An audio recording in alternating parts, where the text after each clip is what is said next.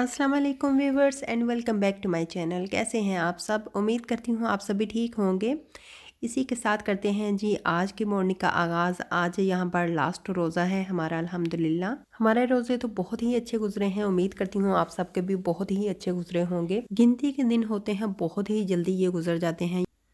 हम सब ने जितनी भी इबादतें की हैं, रमज़ान में रोज़े रखे हैं और कुरान मजीद पढ़े हैं, नमाज़ पढ़ी है, तो अल्लाह ताला हमें ऐसे ही नमाज का पाबंद बनाए और रोज़ों के बाद भी हमें ऐसे ही तौफीक दे, नमाज और कुरान पाक पढ़ने की तौफीक दे, आमीन। और बस कितने ही शिद्दत से इसका इंतज़ार किया जाता है और बहुत ही जल्दी रमज़ान गुजर जाता है।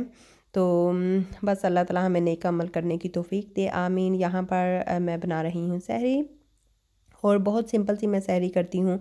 ज़ाहिर है रात को आपको पता है इफ़्तार भी लेट होती है। हमारे इधर तो तकरीबन 9 से 2-4 मिनट पहले ही इफ़्तार होती है, तो फिर इफ़्तार करके उसके बाद अगर डिनर भी कर लिया जाए तो सुबह सहरी नहीं इतनी की जाती।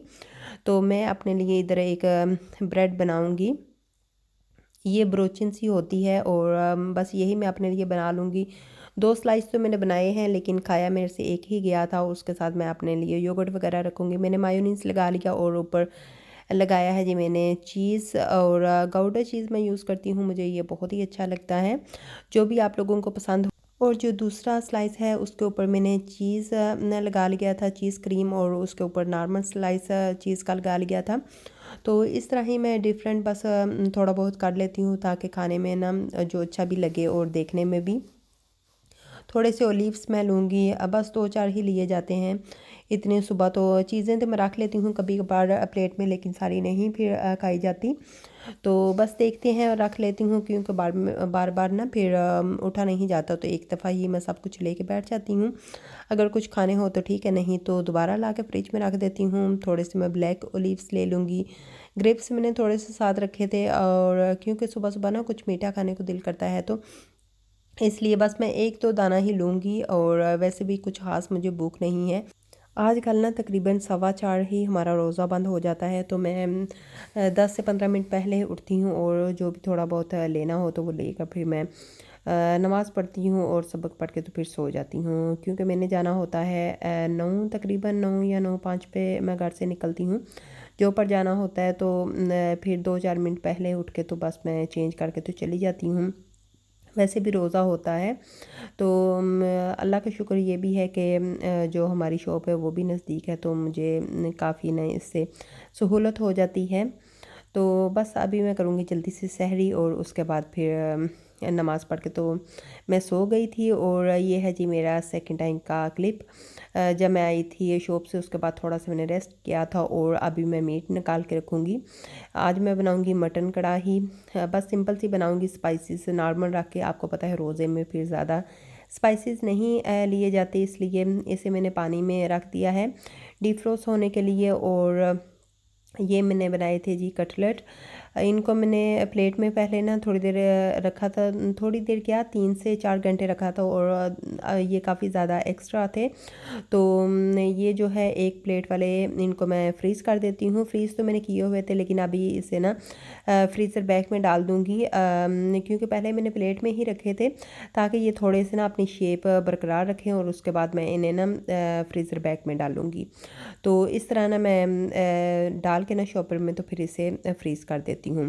पहले उसी ट्रे या प्लेट वगैरह में फ्रीज़ करके ना, तो दोबारा मैं फिर इन्हें निकाल के उसी टाइम फिर जितने भी पैकेट्स बनाने हो ना तो वो कर लेती हूँ। तो एक जो है ट्रे वो मैंने बना लिया था, 6 से 7 थे, और दूसरे मैंने फ्रीज़ कर लिए थे। यहाँ पर बना रही हूँ मैं सिंपल मटन कढ़ाई। इसमें आल बेसिक मसाला जार डाल दिए थे, 2 ऑनियन गार्लिक और जिंजर डाल के। तो जो मीट है उसको मैंने अच्छे से गलावट दे ली थी। अब इसको मैं भून लूँगी हल्की आंच पे। इसे भूनते हुए भी मुझे 3 से 4 मिनट हो गए हैं। थोड़ा सा मैं इसे और भूनूंगी, और इसके बाद मैं इसमें ऐड करूँगी योगर्ट।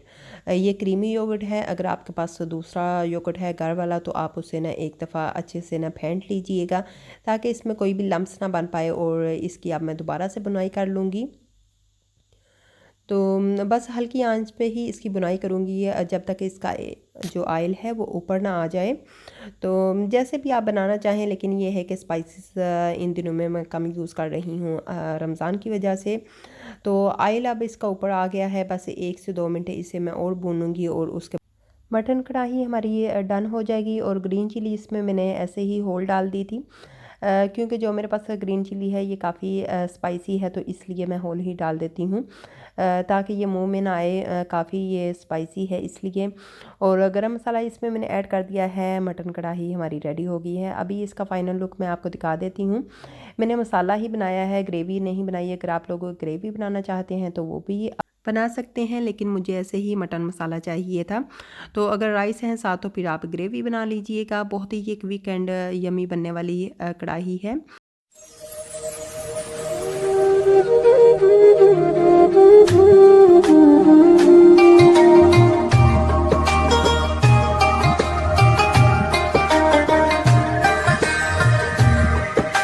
यहाँ पर जी मैं समोसा और रोल फ्राई कर लूँगी। ये पोटैटोस और चिकन वाले हैं। आज असल में ना मैं इनको पहले निकालना भूल गई थी, इसलिए मैंने इन्हें माइक्रोवेव में 1 मिनट के लिए डिफ्रोस्ट किया है और अब इनको मैं डायरेक्ट फ्राई कर लूँगी। नॉर्मल मैं हाफ़ घंटा पहले निकाल के रखती हूँ, तो फिर ये है कि मुझे माइक्रोवेव नहीं करने पड़ते। तो लेकिन अल्हम्दुलिल्लाह ये भी बहुत ही जल्दी हो जाता है। अगर कभी कभार इंसान भूल जाए तो फिर आप इन्हें 1 मिनट के लिए माइक्रोवेव करें और उसके बाद फ्राई कर लें। तो ऐसे भी इजी रहता है। बस इनको मैं अब फ्राई करूँगी और उसके साथ फिर मैं फ्रूट चाट वगैरह बना लूँगी। तो बस ये जो टाइम होता है ना किचन का, ये बहुत ही जल्द गुजर जाता है। और मैं अकेली होती हूँ किचन में, मैं फिर 1-2 काम है ना साथ में ही स्टार्ट कर लेती हूँ। तो अगर साथ कोई हेल्प करने वाला हो फिर तो जल्दी काम हो जाता है, लेकिन इधर तो सारे काम फिर खुद ही करने पड़ते हैं। पाकिस्तान तो माशाल्लाह फैमिली बड़ी और सभी मिलजुल कर काम कर लेते हैं, लेकिन यहाँ पर तो सारे काम खुद ही करने पड़ते हैं। लेकिन अल्हम्दुलिल्लाह अच्छे से मैनेज हो जाता है। वैसे भी रमज़ान में इंसान यूज़ टू हो जाता है कि पहले ये काम करना है फिर वो। मैं तो असर के बाद आती हूँ किचन में और आराम से फिर अपने काम करती रहती हूँ।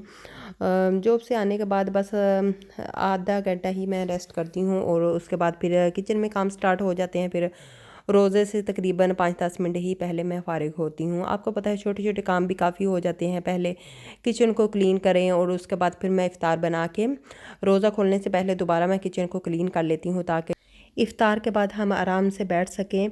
क्योंकि यही टाइम होता है हमारा नॉर्मल भी ना, हम जब डिनर करते हैं उसके बाद सारी फैमिली इकट्ठी घर होती है। हस्बैंड भी काम पे होते हैं, मैं भी, और बच्चे पहले टाइम स्कूल वगैरह चले जाते हैं। अगर इनकी कोई स्पोर्ट वगैरह हो तो वहाँ पर भी चले जाते हैं। तो 7 के बाद यही टाइम होता है, 7 या 8 के टाइम के सारे ड्राइंग रूम में इकट्ठे होते हैं। उसके बाद फिर हम डिनर वगैरह करते हैं और दोबारा से फिर टीवी वगैरह देखने बैठ जाते हैं।